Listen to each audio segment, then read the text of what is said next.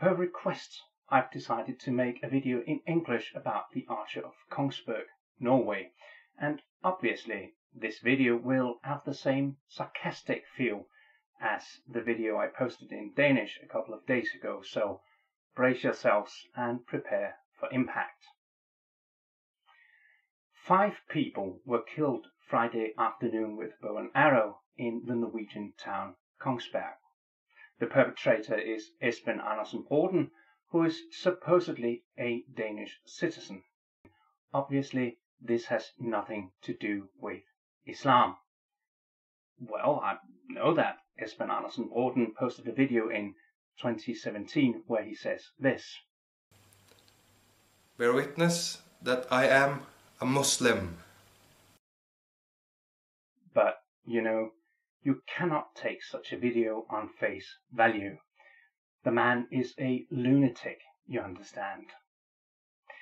It's not like we can find commands in the Quran to kill people for believing something different than Muhammad, right? That's certainly not what we find in Surah 9:5, which allows the killing of idolaters wherever you find them. Nor in Surah 2, where Christians and Jews are described in verse 12 as the agents of corruption, in verse 16 as misguided, and in verse 135 as idolaters. The same kind of people mentioned in Surah 9:5. Nor do we find in Surah 98 verses 6 and 7 a division of people where Christians and Jews are the worst of all creation and Muslims are the best of all creation. And neither do we find Muhammad recommending the use of archery when performing jihad. We certainly do not find such a thing in Sahih al-Bukhari 2899. Narrated Salama bin al-Aqwa. The Prophet passed by some people of the tribe of Bani Aslam who were practicing archery. The Prophet said, O Bani Ismail, practice archery as your father Ismail was a great archer. Keep on throwing arrows, and I am with Bani so-and-so. So one of the parties ceased throwing. Allah's apostle said, Why do you not throw? They replied, How should we throw while you are with them, i.e. on their side? On that the Prophet said, Throw, and I am with all of you. And of course we do not find Muhammad saying that abandoning archery is departing from being a follower of Muhammad in, for example, Sahih Muslim 19:17. It has been narrated on the authority of Ibn Amir, who said, I heard the Messenger of Allah say, and he was delivering a sermon from the pulpit, Prepare to meet them with as much strength as you can afford. Beware, strength consists in archery. Beware, strength consists in archery. Beware, strength consists in archery. Nor is there a promise of paradise attached to the use of archery in jihad. Jami at-Tirmidhi 1637.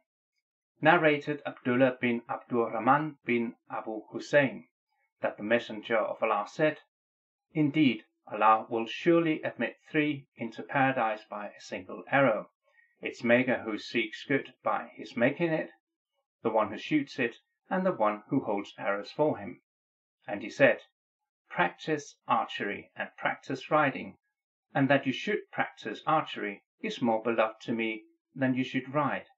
All idle pastimes that the Muslim man engages in are falsehood, except for his shooting of his bow, his training of his horse, and his playing with his wife, for they are from truth. And such a promise is likewise not to be found in Sunan Abi Dawud 25:13. Narrated Uqba ibn Amir, I heard the Messenger of Allah say, Allah Most High will cause 3 persons to enter paradise for 1 arrow. The maker when he has a good motive in making it, the one who shoots it, and the one who hands it. So shoot and ride, but your shooting is dearer to me than your riding. Everything with which a man amuses himself is vain except 3. A man's training of his horse, his playing with his wife, and his shooting with his bow and arrow. If anyone abandons archery after becoming an adept through distaste for it, it is a blessing he has abandoned, or he said, for which he has been ungrateful. So no, we must as a matter of fact conclude that when Esben Andersen Bråten went on a killing spree last Friday afternoon in Kongsberg with bow and arrow, it certainly had nothing to do with Islam.